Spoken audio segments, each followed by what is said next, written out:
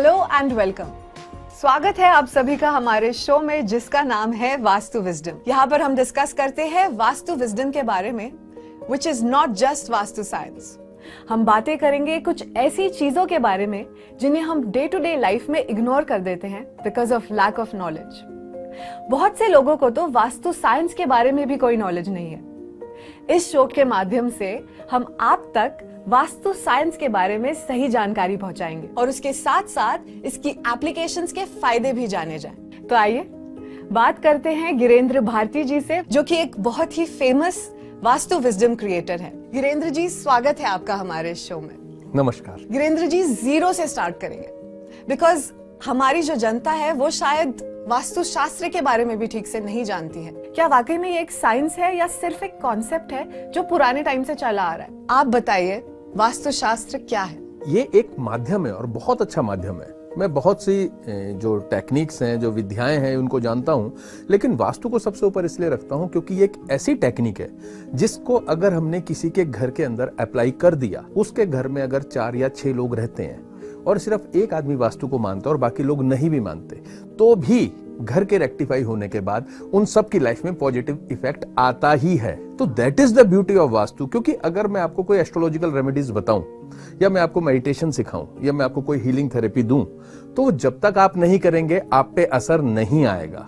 This is the only science कि अगर हमने घर के अंदर डिजायरेबल चेंजेस कर दिए किसी पर्टिकुलर प्रॉब्लम के रिगार्डिंग, या आपने कोई नया घर बनाया तो आपने किसी वास्तु विशेषज्ञ से सलाह ली और उन्होंने आपको एग्जैक्टली गाइड कर दिया कि आपको इस तरह से घर बनाना चाहिए, तो उस घर में जो भी लोग रहेंगे वो ऑटोमेटिकली 6 लोगों के भाग्य को आपने एक साथ बदल दिया। तो इन दैट वे ये जनरेशंस पे काम करता है। और दूसरी बात क्या है कि वास्तु को अंधविश्वास मानना बहुत आसान है, लेकिन जब आदमी प्रॉब्लम में पड़ता है और उसको लॉजिकली अपना कोई भी रास्ता दिखाई नहीं दे रहा होता, then they come to the people who can see beyond. Logic तो हर एक को पता है कि हम ज्यादा मेहनत करेंगे तो ज्यादा पैसा कमा लेंगे या बहुत देर तक लगे रहेंगे तो किसी भी समस्या से निकल जाएंगे, लेकिन तो भी कई बार लोग नहीं निकल पाते। तब उनको समझ में आता है कि वो वैदिक वास्तु, यानी जो वेदों के समय से हमारे पूर्वजों ने कोई ऐसा ज्ञान दिया था कि आपको अपना घर इस हिसाब से बनाना चाहिए तो आपकी लाइफ में मिनिमम प्रॉब्लम्स होंगी और मैक्सिमम हैप्पीनेस होगी। तो this is the beauty of vastu. Actually सही या गलत कहने से बेहतर है कि आप उसको अप्लाई करके देखें, तब आपका सही हक बनता है कि ये काम करता है या नहीं करता है, ये साइंस है या अंधविश्वास है, इसमें कुछ है या नहीं है। जो बहुत ही इंटरेस्टिंग चीज जब मैं आपसे बात करती हूँ मुझे वो लगती है, वो है ये टर्म कॉल्ड वास्तु विजडम। तो जब भी आपके पास कोई प्रॉब्लम लेके आता है तो आप सिर्फ वास्तु शास्त्र यूज नहीं करते, आप पूरा वास्तु विजडम यूज करते हैं। तो आप प्लीज हमें इन दोनों के बीच का डिफरेंस बताइए कि वास्तु विजडम में आप क्या क्या और ऐड करते हैं। मैं भी चाहता हूं लोगों को पता चले व्हाट इज वास्तु विजडम। देखिए, वास्तु में तो वैदिक वास्तु अपना आ ही गया। वास्तु जिसको हम कहते हैं, जो कि आपके 32 एंट्रेंस और 16 डायरेक्शंस, 5 एलिमेंट्स और 45 देवतास या एनर्जी फोर्सेस, इनका परम्यूटेशन कॉम्बिनेशन हम वास्तु में लेकर चलते हैं। तो हमें कोई भी आदमी अपनी प्रॉब्लम लेकर आता है, सबसे पहले हमें उसके घर का टू द स्केल प्लान चाहिए होता है, जिसको हम प्रॉपर ग्रिड करते हैं उसके एग्जैक्ट नॉर्थ की डिग्रीज के हिसाब से, और फिर हम इन सारी चीजों को देखते हैं जो मैंने आपको भी बताया। अच्छा, तो इन सब की प्लेसमेंट्स उस घर में देखी जाती हैं? जी, देवता और डायरेक्शंस और एंट्रेंसेस, ये सब का कैलकुलेशन आप? जी, 5 elements also, that is also very important part because it comes from feng shui. Actually क्या है कि जो मेरी लर्निंग रही वो पिछले लगभग 35 साल से, I was into all this type of sciences जो भी लाइफ को एनहेंस करती हैं किसी तरीके से। तो मैंने एक उनको मिलाकर एक कल्मिनेशन क्रिएट करने की कोशिश करी है जिसको वास्तु विजडम का नाम दिया। तो वन थिंग इज वास्तु। इसके बाद अगर हम बात करें तो मैं एनर्जी वास्तु की बात करूंगा, जिसके अंदर हम लोग सर्टेन एनालिटिकल इंस्ट्रूमेंट्स यूज करते हैं जो यूरोप से आते हैं, जिनसे हम किसी भी इंसान की बॉडी की एनर्जीज को चेक कर लेते हैं, एनवायरनमेंट की एनर्जी को चेक कर लेते हैं, जमीन के नीचे की निगेटिव एनर्जीज को चेक कर लेते हैं। Very interesting sir. या और उसके बाद उसको हम रेक्टिफाई भी करते हैं अगर उसमें कोई प्रॉब्लम है। इसके अलावा हम एफर्मेशंस का यूज करते हैं, हम विजुअलाइजेशंस का यूज करते हैं, हम लॉ ऑफ अट्रैक्शन का यूज करते हैं, हम विजन बोर्ड्स का इस्तेमाल करते हैं। तो ये सारी चीजों का कॉम्बिनेशन आप ये समझ लीजिए वास्तु विजडम है।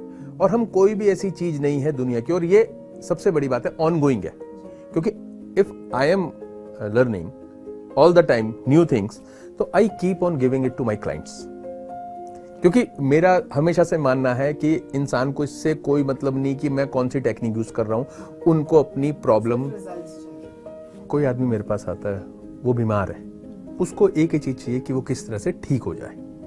तो हमारे को ये देखना है कि उसके घर की जो एनर्जीज हैं वो इस तरह की बना दी जाएं जो उसको सपोर्ट करें।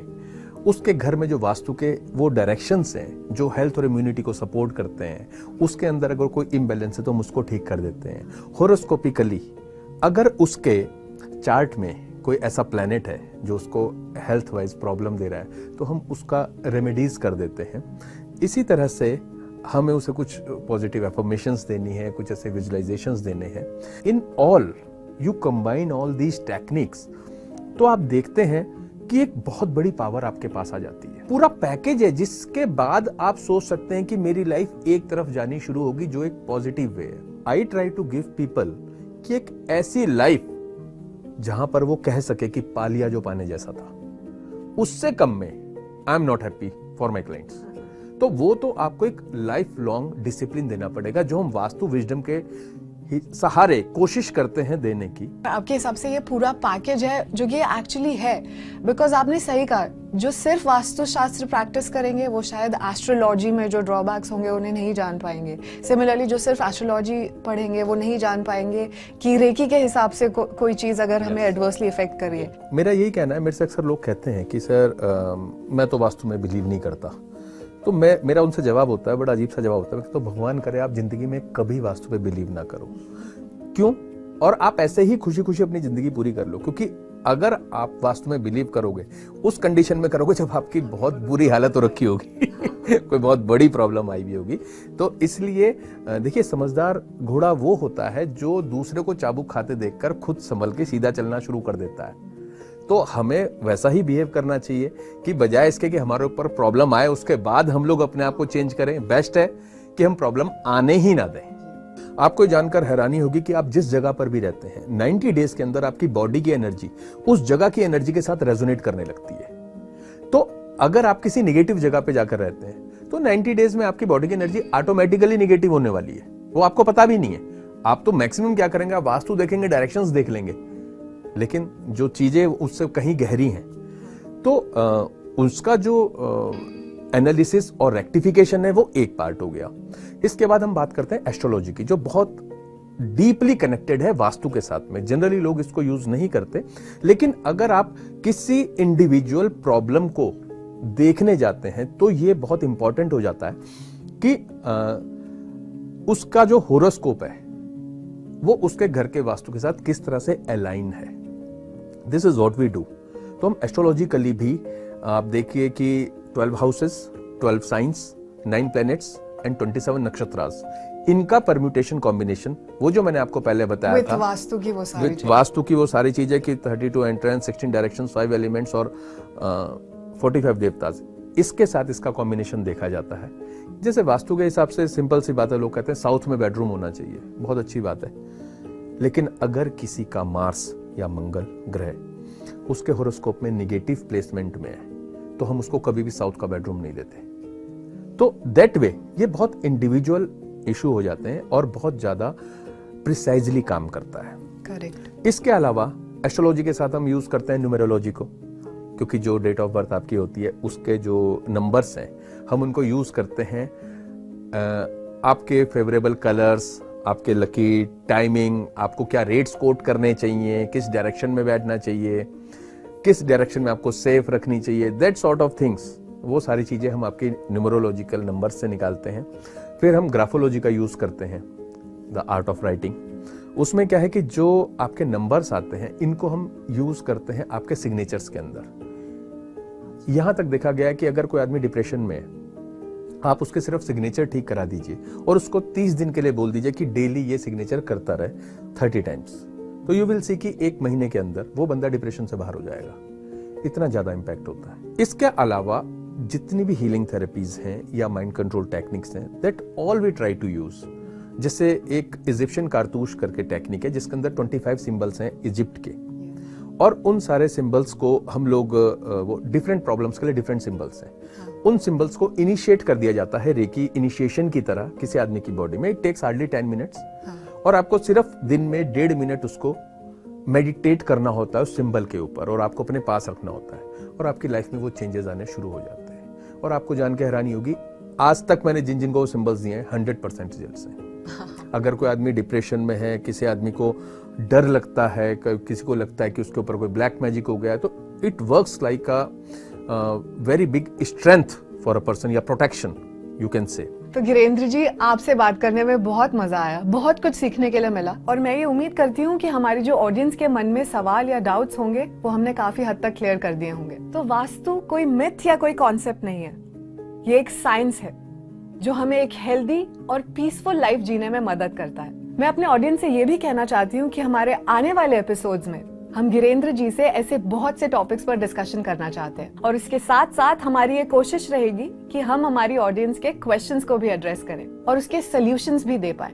अगर आपके मन में कोई भी प्रॉब्लम्स, कोई भी इशू है और आप गिरेंद्र जी से कॉन्टैक्ट करना चाहते हैं तो उसकी पूरी जानकारी हमारे स्क्रीन पर है। तो आप लोग बने रहिए हमारे साथ। आप लोगों से जल्द मुलाकात होगी हमारे अगले एपिसोड में। We'll sign off with this amazing quote that says, just take the first step in faith. You don't have to see the entire staircase. Just take the first step. And you're already on your way. अपनी thinking positive रखें, अच्छा सोचे, अच्छा पाए। जल्द ही मिलते हैं आपसे नेक्स्ट एपिसोड में। साइनिंग ऑफ, नमस्कार, बाय बाय।